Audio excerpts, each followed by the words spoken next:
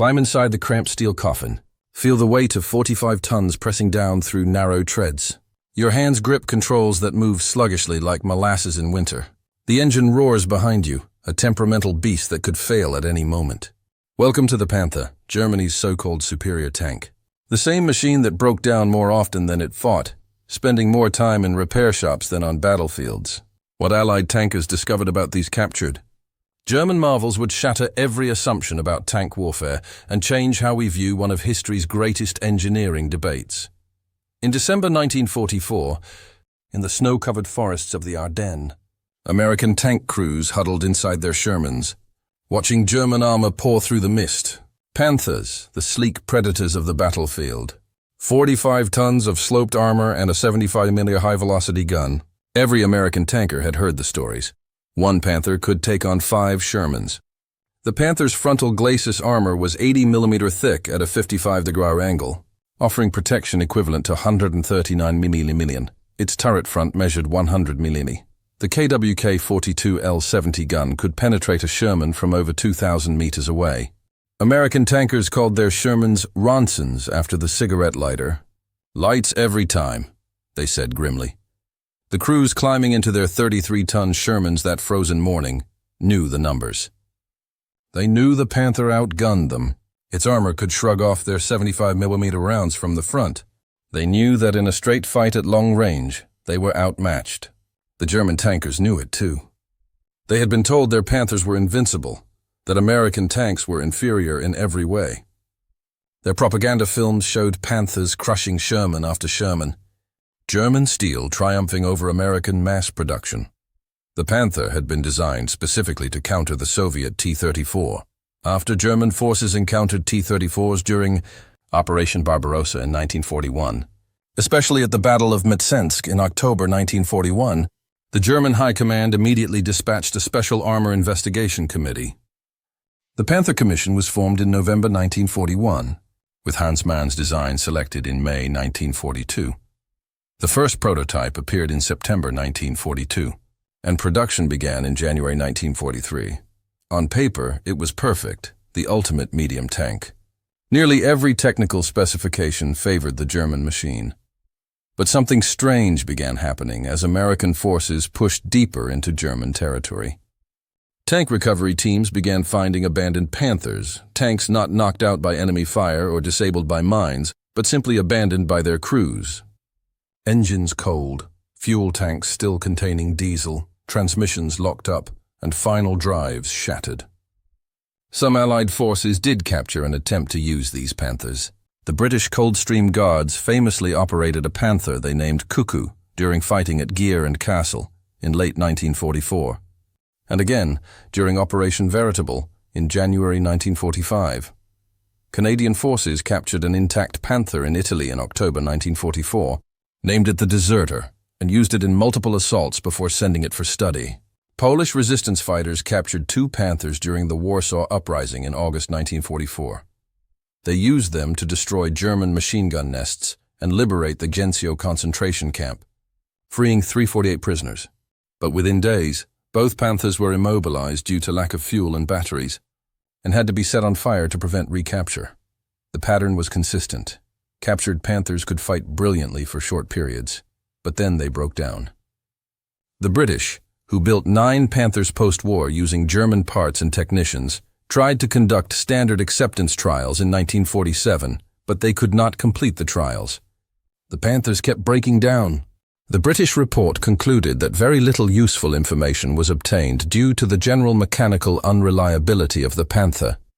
The French Army, which operated Panther units post-war using captured vehicles, conducted the most thorough evaluation. Their 1947 technical report, titled Le Panther, stated directly, "The truly weak spot of the Panther is its final drive, which is of too weaker design and has an average fatigue life of only 150 kilometers. Let that sink in, 150 kilometers. Less than 100 miles before the final drives, the units that transferred power from the transmission to the tracks needed complete replacement." German wartime documents confirmed this catastrophic failure rate. General Guderian wrote in June 1944, "The lifespan of the Panther's motors 1,400 to 1,500 kilometers, is significantly higher than the Panther's final drives. A solution to the final drive problem is urgently needed. An Eastern Front report from March-April 1944 documented that by March 1st, 13 final drives were replaced in just 30 Panthers. A January 1945 Panzer Commission report listed 370 defective final drives from Panthers requiring replacement. Half of all Panthers abandoned in Normandy showed final drive failure as the primary mechanical issue. The technical cause was well understood. Mann's original design called for epicyclic planetary gearing, but this was changed to a double spur gear system due to gear-cutting machinery shortages in German industry. The double spur gears had inherently higher internal impact and stress loads, and this was the fatal flaw. The Panther's drivetrain had been designed for a 30 to 35-ton tank, but Hitler demanded extra armor and a heavier gun. The final production Panther weighed 45 tons, and the final drive housings, designed for a lighter vehicle, simply couldn't handle the increased weight. The housings flexed under load, causing the gears to bind up and destroy themselves. Sherman final drives, by contrast, could operate for thousands of kilometers without major maintenance. French operational experience from 1946 to 1950 with their captured Panther units repeatedly confirmed the 150-kilometer failure rate. During Operation Citadel at Kursk in July 1943, Panzerabteilung 54 experienced 20 fuel pump failures by July 8th. Fuel leaks from these failures caused 3 Panthers to be total losses due to engine fires. 2 Panthers burned out from engine fires just getting off the trains before the battle even began. Documented Maybach engine problems included cylinder head gasket failures, connecting rod breakage, oil pump drive shaft breakage, engine fires from oil leaks onto hot exhaust manifolds, cooling fan drive bearing failures, and chronic overheating. In November 1943, the Germans derated the engine from 3,000 RPM to 2,500 RPM to extend the engine's lifespan. This reduced the Panther's maximum speed from 34 mph to 28 mph, its power output from 700 to 580 horsepower. Even after these derating measures, the Maybach engine in the Panther still only lasted 1,000 kilometers on average. The French post-war technical report noted that, in some cases, the Panther's engine life reached 1,400 to 1,800 kilometers. Another weakness was the Panther's turret traverse system. Early ALFD models used a single-speed hydraulic system, which required about 60 seconds for a full 360-degree rotation. Later models, the OSF A and G versions, featured selectable high and low gear ratios. At 2,500 RPM in high gear, the turret could rotate in 17 to 18 seconds, but at low RPM or in low gear, it took 60 to 93 seconds. The system's performance varied constantly with engine speed. If the engine failed, the turret could not traverse at all. By contrast, the Sherman used an independent auxiliary electric motor, allowing the turret to rotate in 15 seconds regardless of engine speed. The commander could even rotate the turret with the backup generator if the main engine was off, providing a huge tactical advantage. The Panther's theoretically faster turret traverse, at optimal engine speed, was useless when mechanical failures halted the engine, or when tactical situations required turret movement with the engine idling. Additionally, the Panther's 7-speed manual transmission was stiff and difficult to shift, with every gear change feeling like a battle. The Sherman's transmission, on the other hand, was smooth and nearly automatic. The Panther's narrow track width, despite having good ground pressure on paper, meant less actual contact with soft ground. In mud or snow, Panthers often got stuck. Their excellent cross-country performance applied only to firm, dry terrain. The Sherman's wider tracks provided better traction in a variety of conditions. Crew ergonomics in the Panther were also poor. The interior was cramped and dark, with the gunner's position more confined than in a Sherman. The loader had to reach across the large gun breech in awkward positions to access ammunition scattered around the fighting compartment. The Sherman, however, featured ready racks with easy access to ammunition. Everything was organized logically. American automotive engineers had designed the Sherman using human factors principles similar to those applied to automobiles, making it easy for the operator. By March of 1945, American tankers' complaints about facing Panthers and Tigers had reached General Eisenhower. He wrote to the commanding generals of the 2nd and 3rd Armored Divisions, asking for detailed assessments. General White, commander of the 2nd Armored Division, prefaced his reply by asking Eisenhower to take into account the traditional enthusiasm of American soldiers when critiquing their equipment. General Collier, commander of Combat Command A of the 2nd Armored Division, provided a detailed response. The consensus from the 66th Armored Regiment was that German tanks and anti-tank weapons were far superior to the Americans in the following categories: superior flotation, greater mobility, better gun sights, higher velocity guns, smokeless powder that made German tanks harder to spot, better sloped armor, and a better silhouette. From June 1944, when American and British forces landed in Normandy, to May 1945, when Allied forces reached Berlin and conquered Germany, German forces with technically superior armor couldn't stop the Allied advance. This wasn't because the Panther and Tiger were ineffective in battle, they were deadly when they fought, but because they couldn't fight consistently enough to make a strategic difference. Tanks that broke down before reaching battle became immobilized from lack of fuel, or waited for spare parts that never arrived, contributed nothing to the war effort. The Sherman succeeded because it prioritized the right factors, not maximum gun penetration, not armor thickness in frontal engagements, but reliability, maintainability, crew survivability, production capacity, logistical sustainability, and tactical flexibility. The Sherman's 5-man crew layout, commander, gunner, loader, driver, and assistant driver, who also operated the bow machine gun, allowed for efficient operation and good coordination.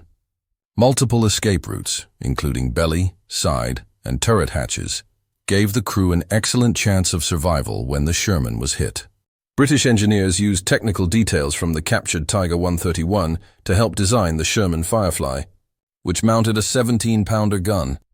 The Sherman had various versions to meet different tactical needs. The M4A3E2 Jumbo featured 102mm glacis armor and 152mm turret front armor, and was deployed as a breakthrough tank leading assaults. The wet ammunition storage system, introduced during Sherman production, reduced fire risk from 60–80% to 10–15% if the tank was penetrated. This single improvement saved thousands of crew members' lives. The 76mm M1 gun, introduced in January 1944, provided improved armor penetration, although it was less effective in high explosive performance compared to the 75mm gun. The 75mm M48 round produced 950 effective fragments in a 20-foot radius, while the 76mm M1 produced only 560 fragments.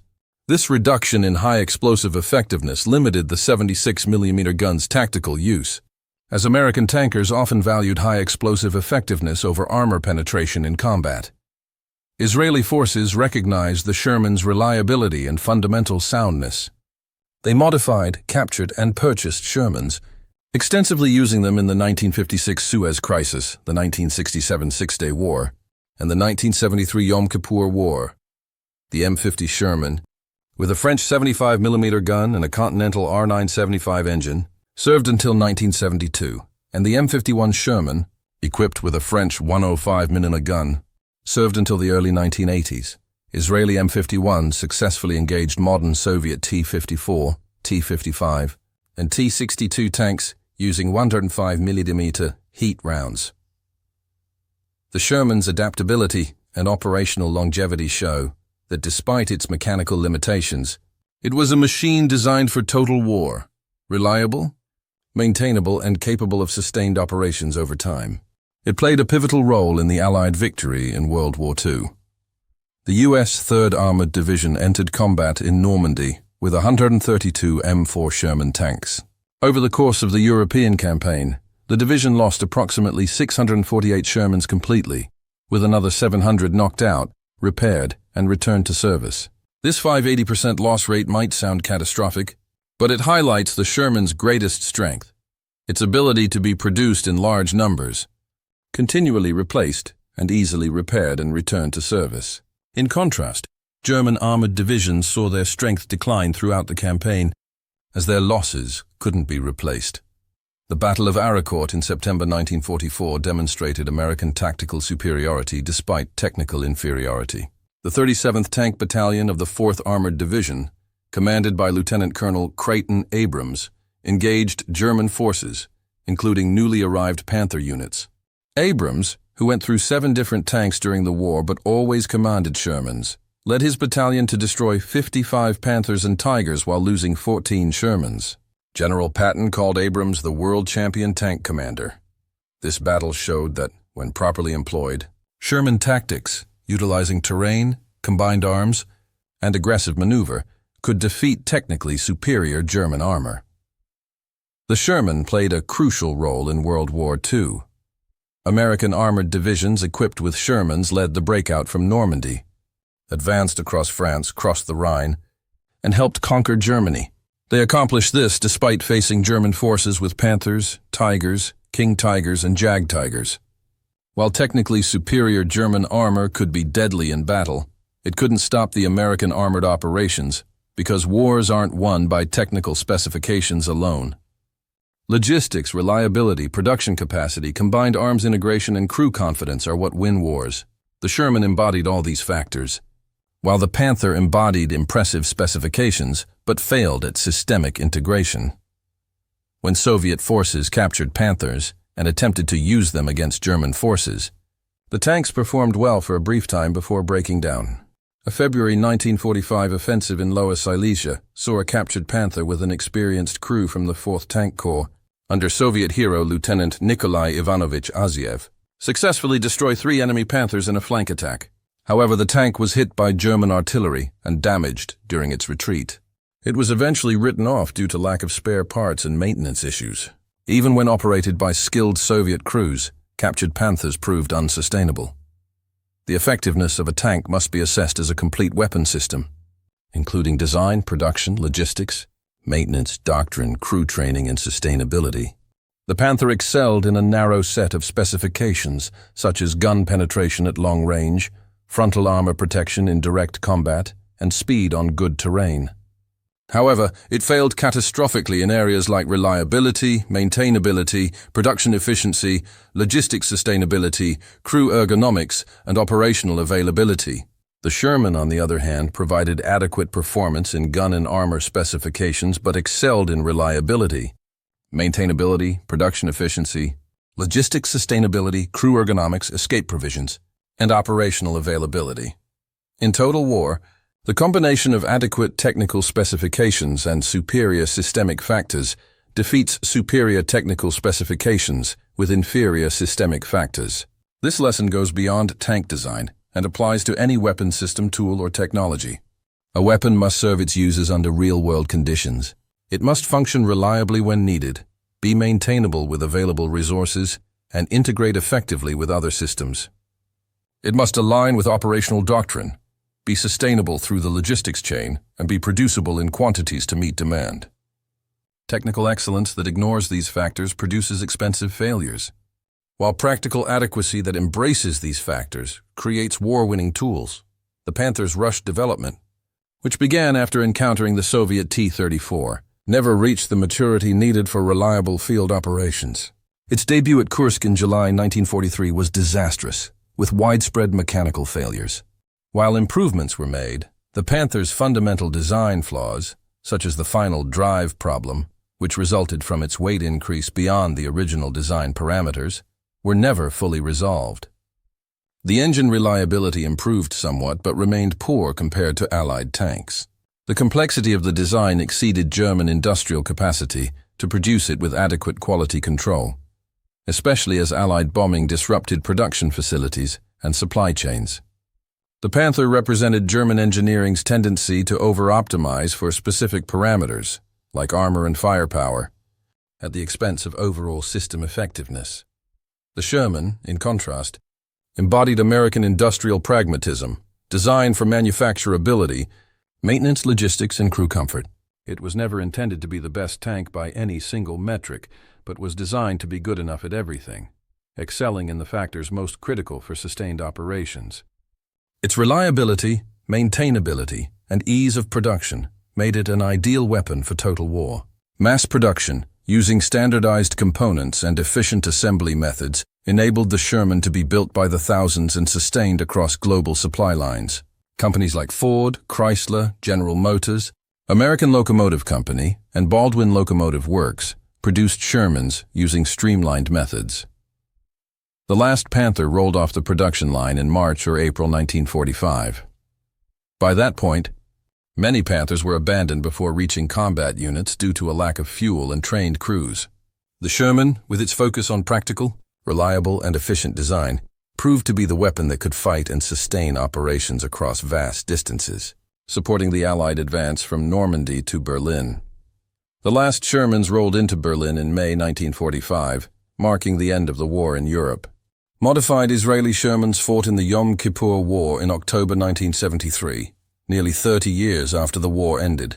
This 3-decade operational gap between the Panther's extinction and the Sherman's continued evolution shows which design philosophy proved more sustainable. The Panther was a developmental dead end, with no post-war tank designs borrowing significantly from it. In contrast, the Sherman influenced post-war tank development globally because its focus on reliability and maintainability, alongside combat capability, struck the right balance for practical military operations.